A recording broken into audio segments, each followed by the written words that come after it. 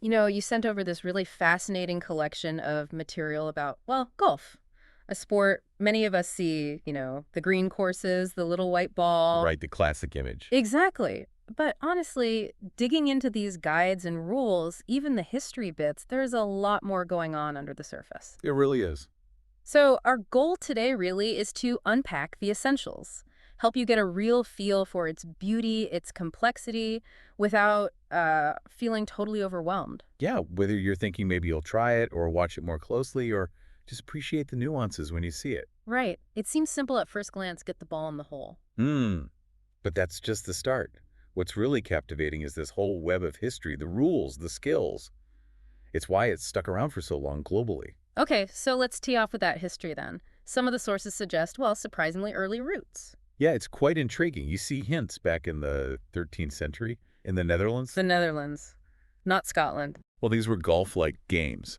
Names like Spelmittenkolf, playing with a Mm. club, or Den bal mee te kelzen te slaan, hitting the ball with the club. Wow. And there are apparently hundreds of Dutch paintings from that era showing similar activities. So there's something going on there. But the modern game, the one we'd recognize, that's Scotland. That's the generally accepted view, yes. St. Andrews, Scotland, around 1744.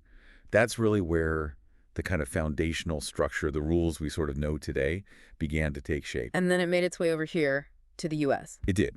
Officially arrived, you could say, in 1888. The first official club, the Golf Club of America, was founded in Yonkers, New York. Yonkers, okay. Now, something that struck me, we often picture early golf as, a bit posh, maybe for nobility. Historically, there's some truth to that association. But it seems to have really evolved. Now you see all sorts of people playing, right? Different ages, different abilities. Absolutely. And that's a key point. Golf isn't just about raw power or speed. Yep. You don't have to be a giant athlete. So what is important then? Patience is huge. Anyone who's played knows that. Persistence, too. Practice, obviously. And real mental focus. That makes it more accessible. Yeah. Yeah, that makes sense. So, okay, let's get down to basics. You're standing on the first tee. What's Yeah. the absolute core objective? It's elegantly simple, really. Get your ball from that starting area, the teeing ground, Right. into the hole, using the fewest possible strokes. Few strokes. And every swing counts, even if you, whiff it. Yes. Every intentional swing counts. Penalties count, too, like if you hit it out of bounds. Even those complete misses, the air balls, they all go on the scorecard. Okay. And then there's par. We hear that constantly. What exactly is par? Par is basically the benchmark for a hole. It's the score a skilled golfer is expected to make, Based on. primarily based on the length of the hole, the yardage. Yeah. The USGA, the United States Golf Association, has guidelines. Okay. So for men, a par 3 might be up to 250 yards. A par 4, maybe 251 to 470. Par 5 goes up to around 690 yards. Longer than that could even be a par 6, though that's rarer. And women's yardages are a bit different. Usually a bit shorter for the same par designation, yeah. Oh.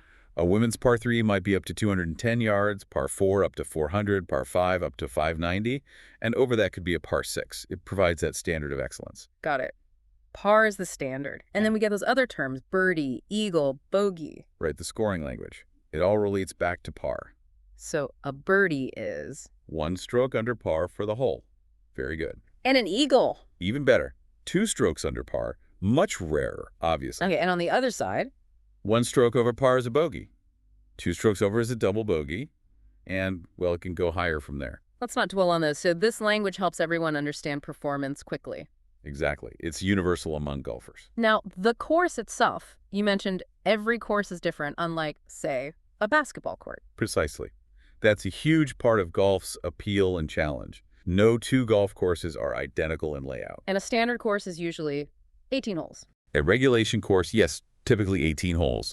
But you find lots of great 9-hole courses, too, which are perfect for a shorter round. Okay, walk me through one hole. What are the main parts? All right. You start at the teeing ground. That's the designated spot, often a bit raised, where you hit your first shot. Got it. Your target is the putting green. That area with the really short, perfect grass where the actual hole, the cup, and the flag stick are. And everything in between. That whole area is generally called through the green. It includes the fairway, which is the nice mown path you're aiming for, and the rough, the longer grass on the sides. But it specifically doesn't include the teeing ground you started from, the putting green you're going to, or any hazards. Hazards. Okay, let's talk about those. What are we looking at? Hazards are the obstacles, basically. They test your skill, add risk. Could be natural things, trees, water like streams or ponds, or man-made like bunkers. Bunkers. The sand traps. Yep, those sandy depressions. Sometimes they can be grass bunkers too. And the holes themselves vary hugely in length, right? From maybe under 100 yards for a short par 3. Wow, that's short. Oh yeah. All the way up to par 5s over 600 yards.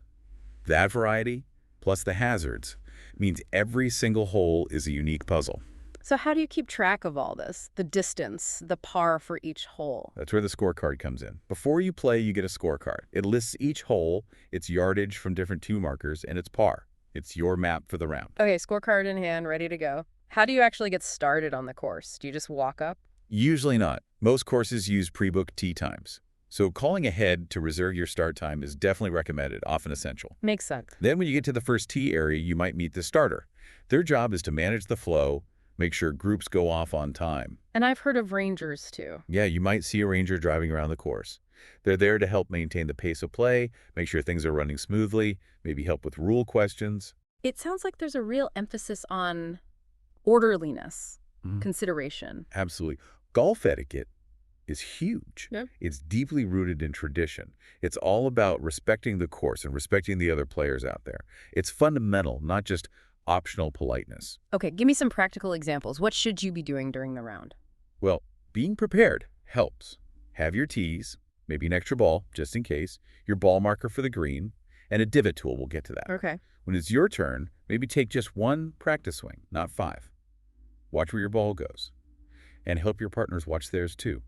Saves time searching. How long do you look for a lost ball? The official rule is now 3 minutes, actually, but the general spirit is don't spend ages. 5 minutes used to be the guideline people mentioned, but 3 is the rule for competition. Keep things moving. Right. And think about where you put your bag or cart. Place it so you can move quickly to the next tee after you finish the hole.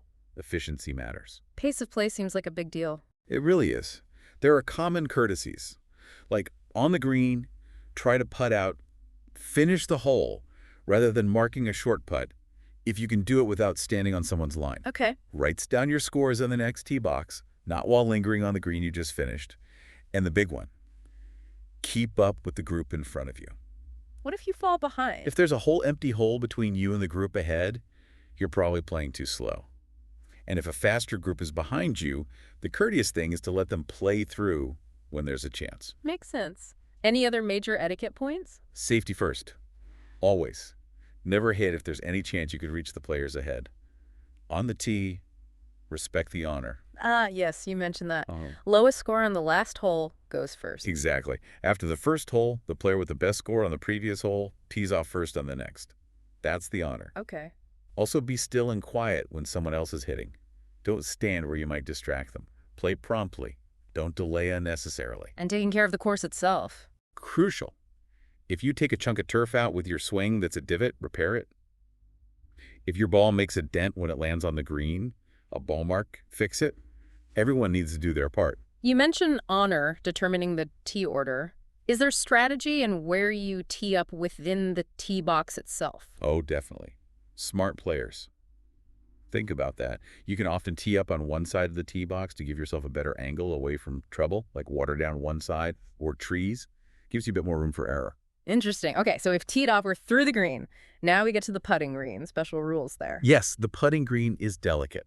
First, if your ball's on the green, you usually mark its spot with a small flat marker before picking it up to clean it, or if it's in someone else's putting line. Right. And be really careful not to damage the surface. Don't drag your feet. Place your bag or the flag stick down gently off the green. Repair those ball marks, yours and maybe any others you see. And be mindful of other players' putts. Absolutely. Be aware of their line, the path their ball needs to take. Don't step on it. Don't let your shadow cross their line while they're putting. And when you get your ball out of the hole, do it carefully so you don't damage the edge of the cup. Got it. Now back to those hazards. Bunkers, the sand traps. How do you play out of those? Any special rules? Big rule for bunkers. You cannot ground your club before you swing. Meaning Meaning you can't let your club touch the sand or any loose bits like leaves or stones in the bunker before you actually start your forward swing to hit the ball. Not during your setup, not on a practice swing in the sand. penalty if you do. Yep, tunneled stroking competition. And after you hit, It's essential etiquette and usually a rule to rake the bunker smooth again. Leave it nice for the next person. Good practice. And water hazards, briefly. Water hazards are another specific type. If your ball goes in one, there are defined rules and options for taking relief, usually involving a penalty stroke and dropping a ball in a certain way. Okay. Now, the tools. The clubs. Can't play without them. What are the main types? Broadly, you've got three categories: woods, irons, and putters. Woods. But they're metal now, mostly. Exactly. The name stuck from when they were made of wood. Your number one wood is the driver biggest head, used for maximum distance, usually off the tee on longer holes. Okay. Then you have higher numbered woods like a 3-wood or 5-wood. Still for distance, but often used from the fairway, easier to get airborne than a driver off the deck. And irons. They have numbers, too. Right. Irons generally range from, say, a 3-iron up to a 9-iron, plus wedges. Lower numbers, like 3 or 4-iron, hit the ball farther and lower. Mid-irons, 5, 6, 7, are for medium-length approach shots. And the higher numbers? Short irons, 8, 9. And the wedges, like pitching wedge, sand wedge, are for shorter shots into the green or tricky shots from the rough or bunkers. More loft, higher trajectory. And finally, the putter. The putter is specialized just for rolling the ball on the putting green. Lots of different shapes and sizes, but that's its sole job. We've talked about playing for fun, but golf has a huge competitive side too, right? Oh, massive, at all levels. Amateur tournaments for all ages, right up to the professional tours. What are the biggest pro events people watch? For the men, the 4 majors are the big ones: the Masters, the U.S. Open, the Open Championship, often called the British Open, and the PGA Championship, plus the whole PGA Tour season. And for women. The LPGA Tour also has majors. Historically, names like the Kraft Abisco, McDonald's LPGA Championship were big. Now they are the Chevron Championship, KPMG Women's PGA Championship, plus the U.S. Women's Open and the Women's British Open, and a full tour schedule as well. And how do they usually decide the winner in these big tournaments? Most professional events are stroke play. Everyone plays a set number of rounds, usually 4, so 72 holes total. You add up your score for every hole. Lowest total score wins. Lowest total score at the end wins. Simple concept, incredibly difficult execution. It sounds like a sport that needs strong organization. Who makes the rules and oversees things? In the U.S., the main governing body, since way back in 1894, is the USGA, the United States Golf Association. What do they do? A lot. They establish and interpret the rules of golf. They actually work with the R&A on that now. They govern amateur status, run major championships like the U.S. Open, set equipment standards. To make sure clubs and balls are fair? Exactly. And they provide the USGA handicap system. Right, the handicap. That's to let players of different skills compete fairly. Precisely. It's a system to calculate a number, your handicap index, based on your past scores. It allows players of different abilities to have a competitive match by adjusting scores. Millions of golfers have one. How do you get one? You typically join an authorized golf club and post your scores after playing a certain number of rounds. The system calculates your index. So a higher handicap means you're generally shooting higher scores. Generally, yes. Yeah. The USGA might estimate, for example, someone with a 24 handicap index probably averages around 96 on a par 72 course. It tries to Right. level the playing field. And what about the pro tours, the PGA Tour and LPGA? They govern their specific professional circuits, setting tournament regulations, player conduct rules, etc. The PGA of America is another key body, focusing more on club professionals and growing the game. You mentioned the R&A collaborates with the USGA on rules. Who are they? The R&A used to be part of the Royal and Ancient Golf Club of St. Andrews, but became its own governing body in 2004. They basically govern golf everywhere outside the U.S. and Mexico. So most of the world. Yep. They handle the rules, run the Open Championship, and generally support golf development internationally. There's a joint effort with the USGA on the rules now, which is good for global consistency. Okay, shifting gears slightly. For someone maybe wanting to hit a ball, what makes it fly? Any basic physics we should know? Well, it's all physics. But the key things that impact are the club face position and the path the club is traveling on. Club face position. Yeah, basically where the face is pointing when it hits the ball. For a right-hander, if the face is open, pointing right of the target, it puts side spin on the ball, makes it curve right. That's a slice. And a closed face, pointing left. Causes a hook curves left. And the swing path, the direction the club head is moving. That matters too. Big time. It influences the starting direction. Like swinging outside to in across the ball often leads to a pull where it starts left, or can contribute to that slice. And the swing itself. Hmm. Any simple way to think about it? Fundamentally, it's a circular motion around your body. Yeah. Kind of like a baseball swing maybe, but tilted over because the ball's on the ground. Okay. You break it down. There's the pre-swing stuff, your grip, your stance, Aiming? the setup. Right.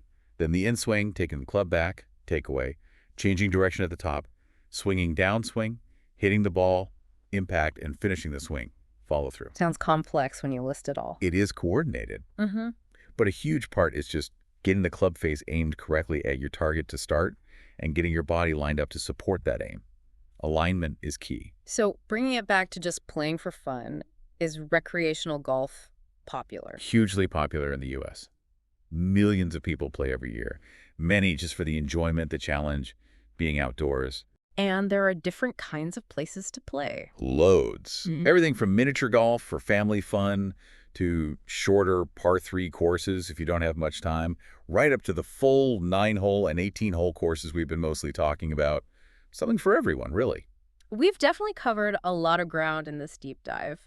From those potential Dutch origins, through the rules, the etiquette, the equipment, the competition, it's clear there's way more to golf than meets the eye. Absolutely. Hopefully you now have a much better sense of the foundations, the history, how it's played, the tools, the basic rules. Yeah, a solid base. Yeah. But like you said at the start, there's always more, isn't there? Advanced techniques, course strategies, the stories behind the famous players and tournament. Always more layers to peel back. So maybe a final thought for you listening. Isn't it interesting how something that looks, well, pretty straightforward on the surface, hit a ball, find it, hit it again, can have such a rich history, such detailed rules, and this passionate global following? It really makes you wonder what other things in life that seem simple might have that kind of hidden depth. Exactly. Golf really is a journey of, I guess, continuous learning and trying to get better. Maybe.